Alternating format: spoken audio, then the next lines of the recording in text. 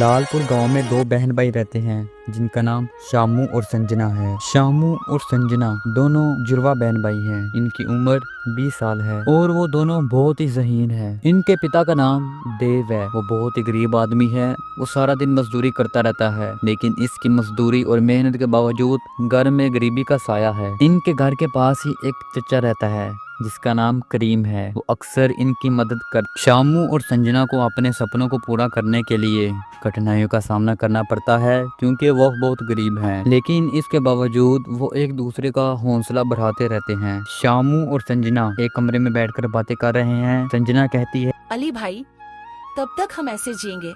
हर दिन अम्मा की समस्याओं को देखकर मेरा दिल टूट जाता है। संजना, हम ये सब बर्दाश्त कर रहे हैं क्योंकि हम जानते हैं कि हमें आगे पढ़ना है। पढ़ाई ही हमारा रास्ता है। अगर हम अपनी पढ़ाई को छोड़ देंगे तो हम अपने सपनों को पूरा नहीं कर सकेंगे। फिर भी कभी कभी दिल चाहता है कि काश कोई चमत्कार हो जाए और हमारी सारी परेशानियां खत्म हो जाएं, क्योंकि मुझसे मेरे पापा और मम्मी की हालत देखी नहीं जाती। पिता सारा दिन काम पर रहते हैं और माँ सारा दिन चिंतित रहती है।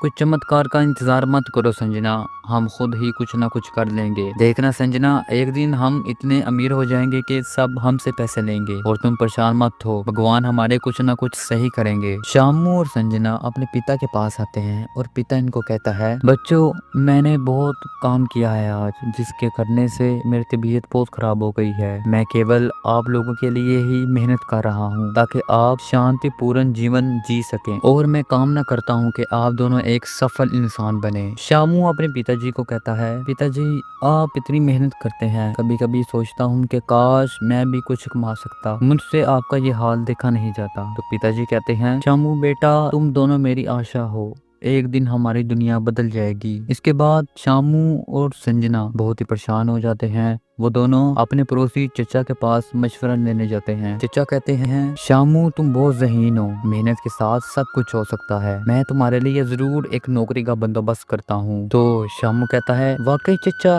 ये तो हमारे लिए बहुत बड़ी बात होगी। आपका बहुत बहुत धन्यवाद। बहुत बहुत धन्यवाद अंकल, आपने हमारे लिए इतना सोचा। चचा ने कहा, धन्यवाद किस बात का संजना बेटा, ये तो मेरा फर्ज बनता है कि मैं अपने बच्चों की मदद करूं। तुम लोग मेरे बच्चे की तरह हो। मैं तुम्हारे लिए हर कुछ करने के लिए तैयार हूँ। बस किसी चीज से घबराना नहीं है और हमेशा हिम्मत से काम लेना है। इसके बाद संजना और शामू अपने घर वापस चले गए। संजना और शामू ने घर आकर अपने पिताजी को सारी बात बताई। तो पिताजी ने कहा, इसका बहुत बहुत धन्यवाद, भगवान इसको और ज्यादा दे। फिर वक्त गुजरता गया और आहिस्ता आहिस्ता एक महीने बाद चचा ने शामू को एक अच्छी सी नौकरी लगवा दी और फिर आहिस्ता आहिस्ता इनके हालात बेहतर से बेहतरीन होते चले गए। फिर आहिस्ता आहिस्ता शामू के पिताजी ने भी मजदूरी करना छोड़ दी क्योंकि वो बहुत बीमार हो चुके थे। अब शामू जितना भी कमाता सारे अपने पिता के ऊपर लगा देता और कुछ सालों के इलाज के बाद शामू के पिता की बीमारी खत्म हो गई। फिर इसने अपने पिता के इलाज के बाद इसने आहिस्ता आहिस्ता अपना घर बना लिया। फिर एक दिन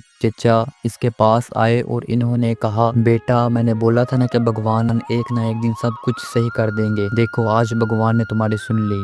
अब शामू, इसकी बहन संजना और उसके माता पिता सब मिलकर हंसी खुशी रहते हैं और अब इनके हालात बेहतर से बेहतरीन होते चले गए।